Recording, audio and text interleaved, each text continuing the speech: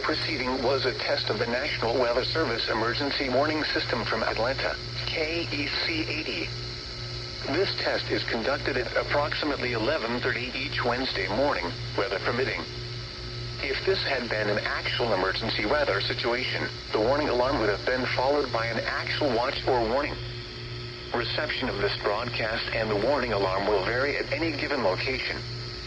This variability, normally more noticeable at greater distances from the transmitter, will occur even if you are using a quality receiver in perfect working order.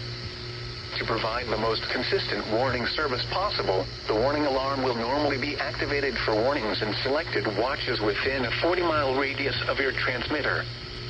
This area includes the following counties in the Atlanta listening area: Cherokee, Clayton, Cobb, DeKalb, Douglas, Fayette, Forsyth, Fulton, Gwinnett, Henry, Newton, Rockdale, and Walton. This concludes the weekly test of the warning alarm system.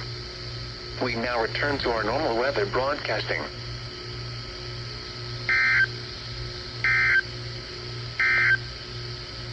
The following reports of weather, temperature,